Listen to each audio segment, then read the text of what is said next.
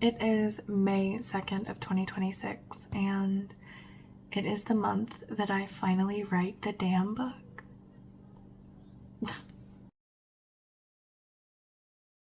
Hi, I'm Keight, and this is the digital diary of a future bestseller. If you are new here, welcome. If you are returning, welcome. I am currently attempting to write my debut novel, Project Tempus. It is a dark fantasy thriller where a cursed court reporter is thrown backwards in time to the queer underground of 1972 New York and is forced to solve the ultimate cold case, her own murder.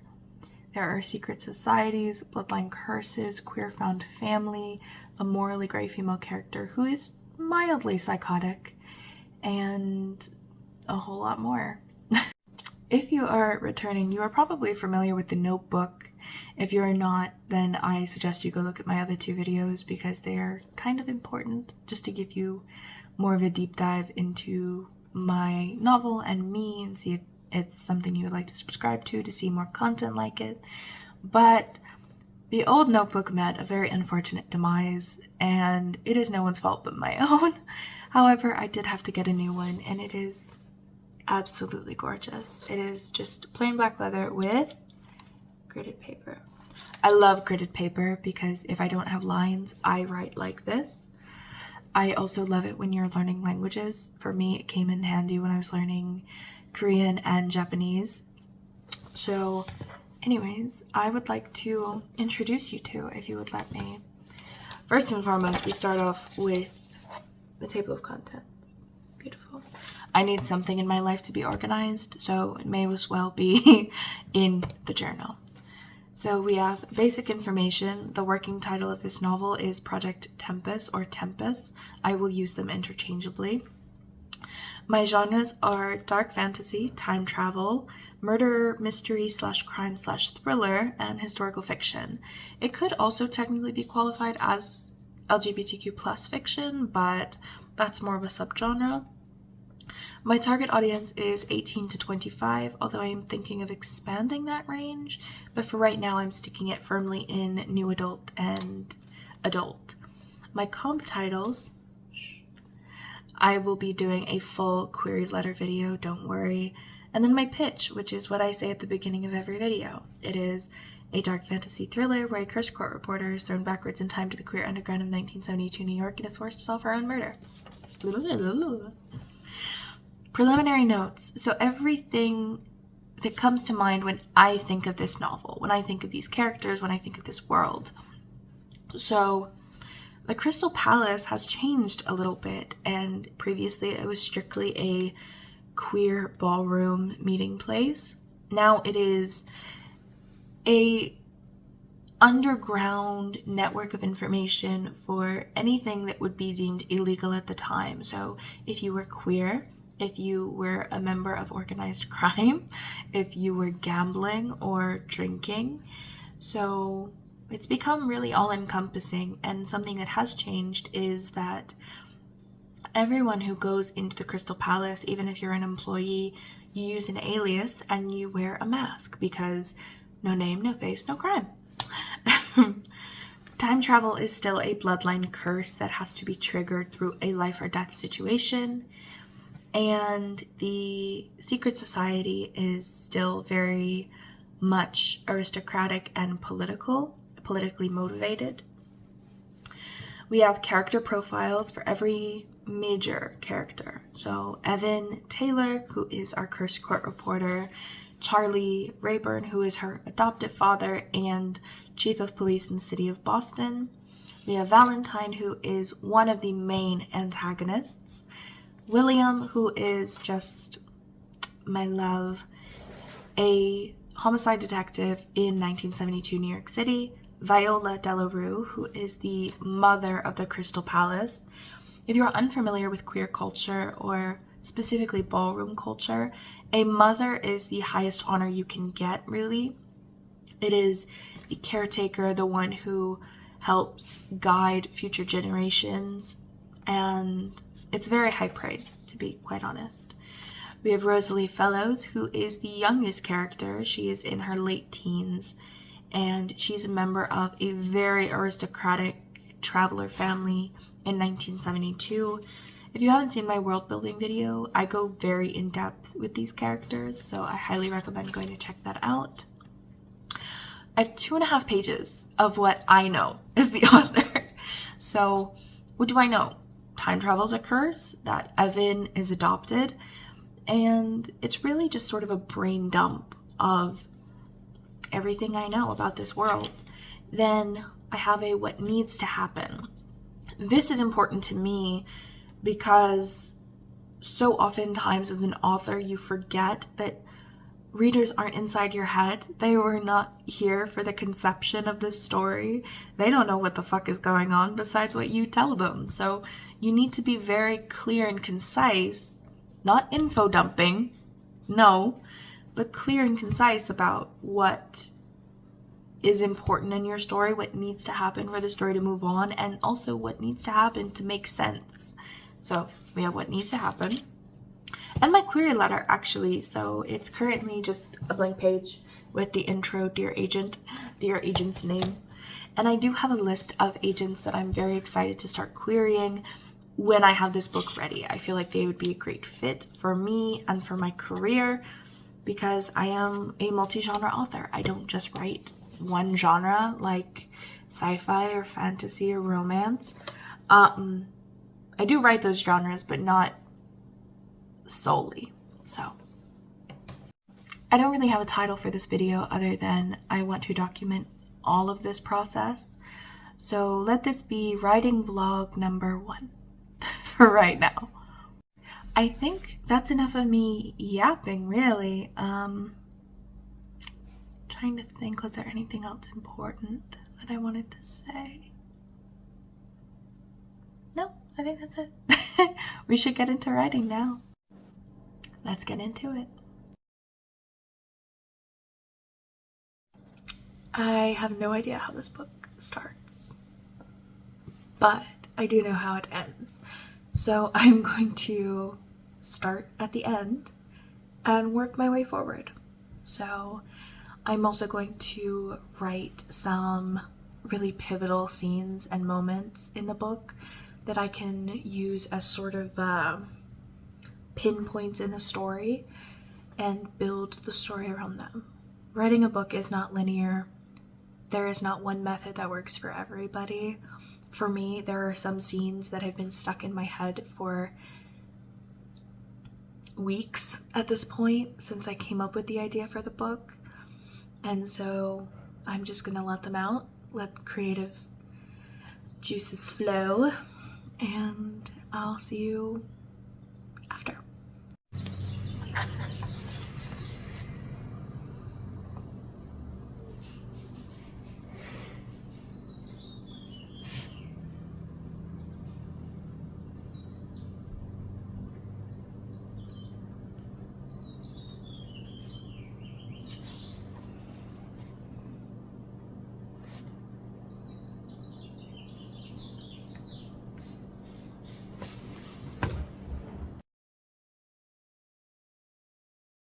Okay, so I have never talked about my creative process in depth because I just started doing YouTube, right? But I am of the type that when I get a book idea, it remains in my brain and I hyperfixate on it. And so when I go to bed, I put either a journal next to my bed with a pen so that I can, wake up at 2 a.m., write stuff down, and then just fall back asleep. Or I write stuff in my notes app, and then I will transfer it onto a Google Docs document. I just moved all of my notes and my quotes and the sections and the plot stuff from Google Docs over to Readsy. 56,000 words.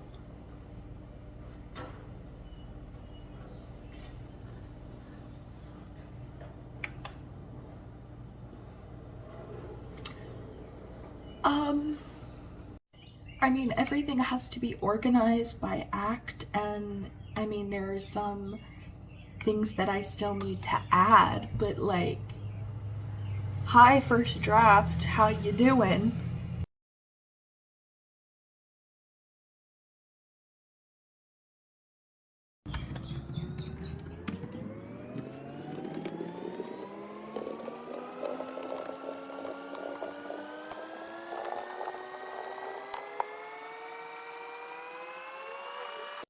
(1,340 words, thank you very much).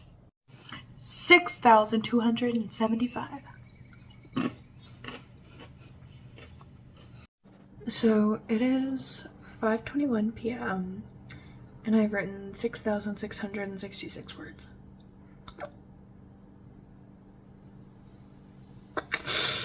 I am, hold on, refresh. How much do I have left to go?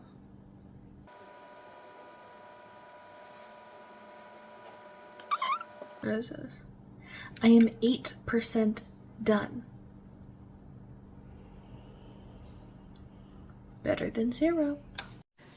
6,777. Thank you very much. It is May 4th. May the 4th be with you. 2026. And I'm still planning on signing with an agent this month, but I need to write the damn book.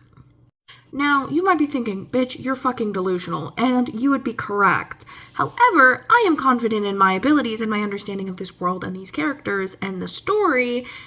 I think I can do it. Will I be mad if I don't sign with an agent in May? Yes, but... just kidding. But I really do need to lock in and write this damn book, so it is currently 6 p.m. I'm going to eat dinner really fast, and then... not really fast. I'm going to take my time because you should enjoy what you eat. And then I'm going to come back, lock in, and we're going to write. I have no idea what the title of this video is going to be, but we'll find out. I have written 1,111 words.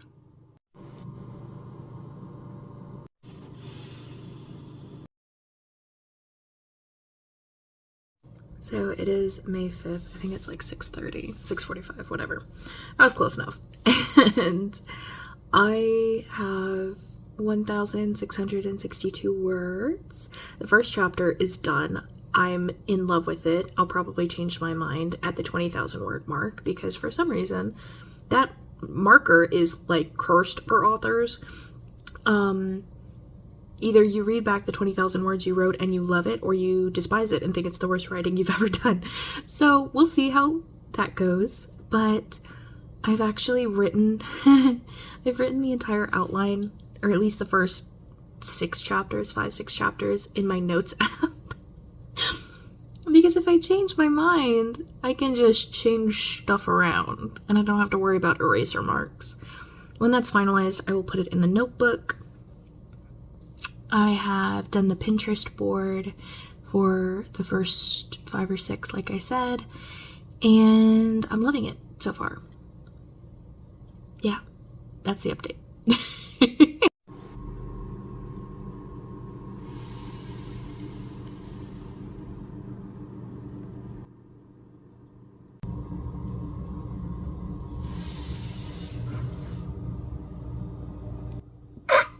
I look like a Teletubby.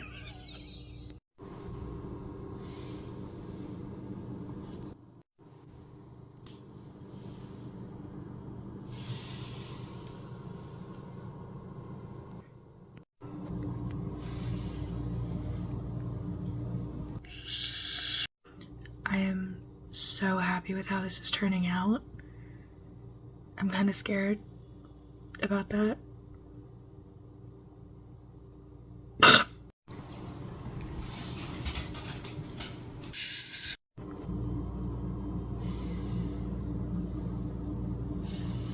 I'm going to bed.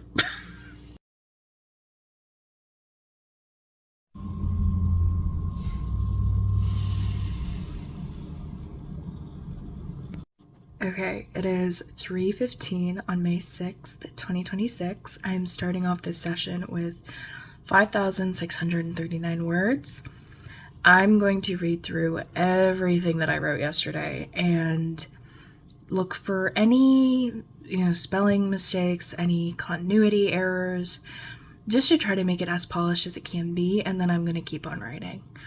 I'm really proud of what I did yesterday, so let's see if I still feel proud the day after. I don't love doing word goals, but I am fairly confident that I could hit 10,000 words today, so let's see.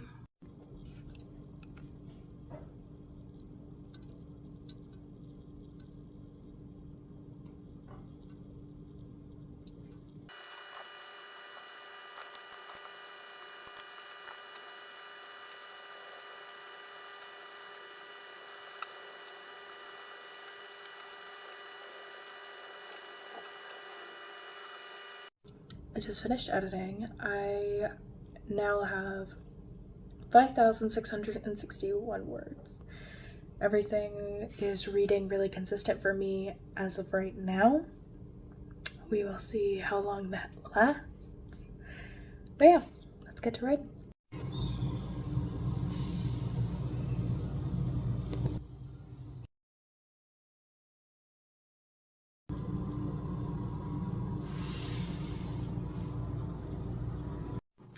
It is May 7th, 9:27 p.m.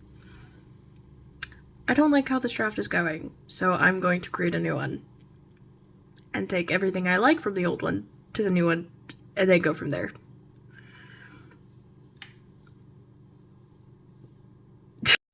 I lied. I'm gonna push through 6,168 words.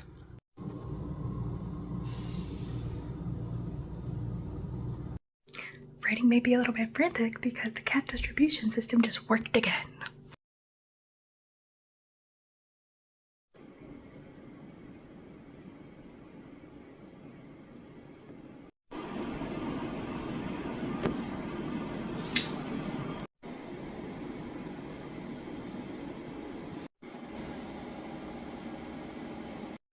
Okay, so it is 1:30 in the morning on May 8th, and my sleep schedule is so up that I'm going to try and make it as productive as I possibly can, which means writing.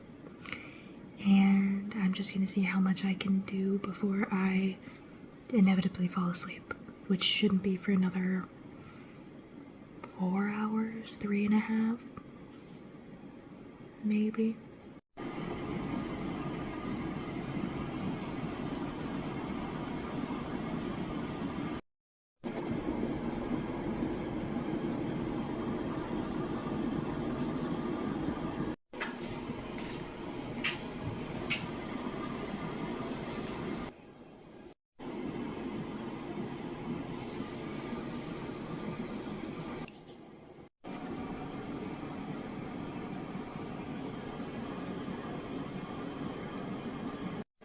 I am so fucking tired, but I cannot fall asleep.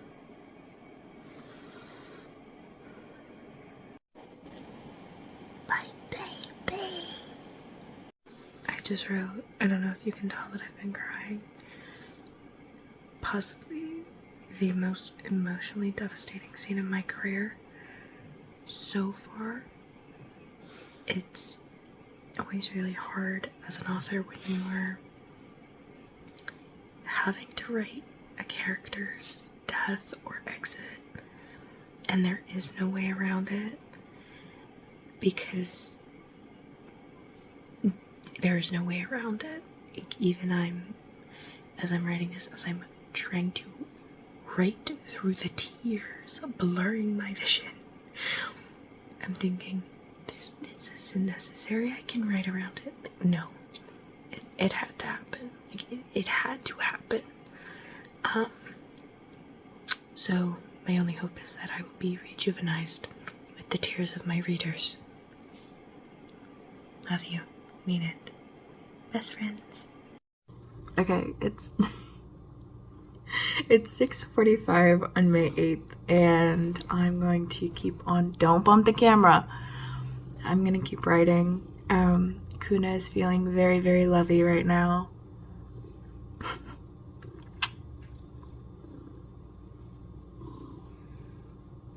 Can you tell that I raised him?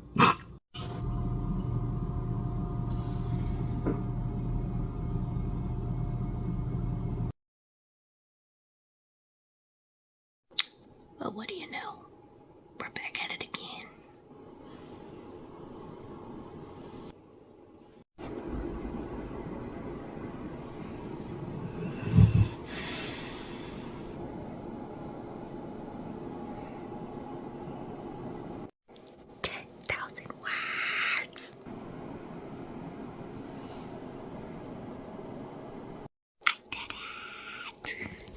I'm so proud of myself. I'm so proud of myself. To go from blank page to 10,000 words that are edited, that are concise and beautiful, and that I love. I'm so proud of myself. And that is actually the end of the video. I'm actually doing an outro for once. Thank you for watching all the way through, for subscribing and liking and commenting. I truly appreciate it, and I cannot wait for this book to be done and in the world. So, thank you, and I'll see you in the next one.